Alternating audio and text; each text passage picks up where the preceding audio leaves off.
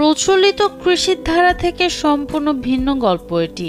একসময় যেখানে ছিল শুধু ধুলা আর অবহেলা, বিস্তীর্ণ এক বিভাজন রেখা যা কেবল বাতাসের ধুলো উড়িয়ে পথচারীদের অস্বস্তি দিত। কিন্তু একদল মানুষের উদ্ভাবনী ভাবনায় সেই পরিত্যক্ত স্থান আজ সবুজের বিছানা।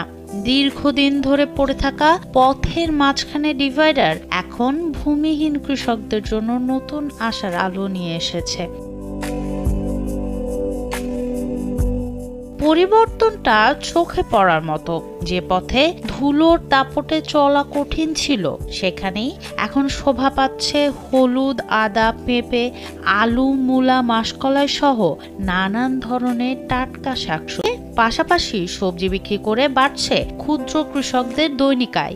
পালং শাক, তারপর নাপা শাক, এখানে ধনিয়া পাতা আছে, পেঁয়াজ আছে, রসুন আছে, আলু আছে, যাক মোটামুটি লাভবান হচ্ছে। মানে এখানে তুলে এখানে বিক্রি করতেছি, 500 করে লোকজন নিয়ে যাচ্ছে, খাচ্ছে। ঢাকা রংপুর মহাসড়কের গাইবান্ধার গোবিন্দগঞ্জ অংশের প্রায় 4 কিলোমিটার জুড়ে এই সবুজ বিপ্লব ঘটেছে। এই ভূমিহীন মানুষগুলো প্রমাণ করেছেন চাষের জন্য বড় জমি নয়, বরং দরকার কাজের ইচ্ছার। সঠিক সুযোগ আর সামান্য পরিশ্রমে যে কোনো পতিত জমিও হয়ে উঠতে পারে সম্পদ। রাস্তাটাও পরিষ্কার থাকতেছে, দেখতে সুন্দর লাগছে। রাস্তার সাইড দিয়ে শাকসবজি গাছগুলো আমরা আবাদ করতেছি, আমাদেরও কিছুটা উপকার হচ্ছে। রাস্তাটা দেখতেও ভালো লাগছে, জঙ্গলগুলো সাফ হচ্ছে। খাদ্য উৎপাদন হচ্ছে বিশ্ব রোডের উপরে থেকে। এই পালং শাক থেকে শুরু করে লাভা শাক, মূলা, পেঁয়াজ, মরিচ সব জিনিসই আবাদ হচ্ছে বিশ্ব রোডের উপরে।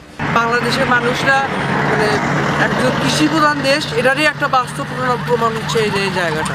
ফাঁসিতলা বাজারের একজন শ্রমিক দুলু শেখ দিনের ক্লান্তি শেষে অবসর সময়কে কাজে লাগিয়েছেন ফ্লাইওভারের পাশে। তিনি এখানে হলুদ, রসুন, আদা ও পেঁয়াজের চাষ করেন এবং স্থানীয়ভাবেই বিক্রি করেন। তার আশা 1 মণ হলুদ থেকে 7 থেকে 8 হাজার টাকা আয় হবে। ডিভাইডারের অন্য অংশে কেউ ওলকচু, কেউ বা গবাদি পশুর ঘাস চাষ করে নিজেদের জীবিকা নিশ্চিত করছেন। আমি হলুদ গাড়ছি, আদা গাড়ছি, ঘাস লাগাইছি।